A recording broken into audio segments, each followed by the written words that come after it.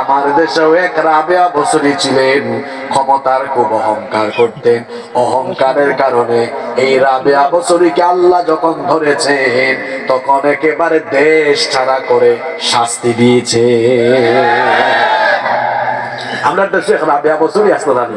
আমি সিলেট আইলে আলোচনার ফাঁকা ফাঁকা তোরা সিলেটি মাতি, আপনারা বেজার হইবা নেই। নিজের এলাকার মানুষের সামনে তো বেশি সময় কন্ট্রোলের ভিতরে থাকাও যায় না, তোরা হওয়া লাগে একদিন। একটা রাবেয়া বছরই হয়েছে এখানে আমি তাই না, একবার পার্লামেন্ট বক্তব্য দিয়েছেন। আমি সকালে ঘুম থেকে উঠতে আগে যাই নামাজ টুকাই।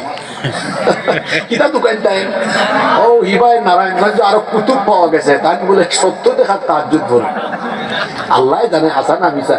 এবার তাহাজ্জুদ চলে আর এই নিবাই ফজরের বাদে ঘুম থেকে উঠতে যায় নামাজও দোকান আর রাস্তা দিন হুজুর হলদের দরিয়া খালি জেলখানা থারাই। ঠিক আছে না কথা? হাই রে হাই, হাই রে হাই, 15-16টা বছর শান্তি নাই। ইলা ওয়াজ মাহফিল আমরা আইবার আগে তারা আপনারা সবকি খেয়ে দেয়, কথা কইবা কথা কইবা।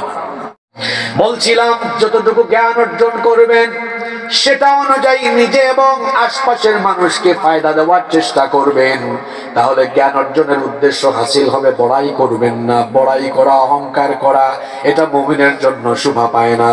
একটু টাকাওয়ালা হয়েছেন, পয়সাওয়ালা হয়েছেন তো এলাকার মানুষকে খুব ছোট করে তুচ্ছ তাচ্ছিল্য করে কথা বলে, এমন অহংকার করবেন না। কারণ সকাল বেলার ধনীকে বিকেল বেলার রাস্তার ফকির যিনি বানাতে পারেন, জোরে বলেন তিনি কে? এজন্য টাকা পয়সারও বড়াই করবেন না।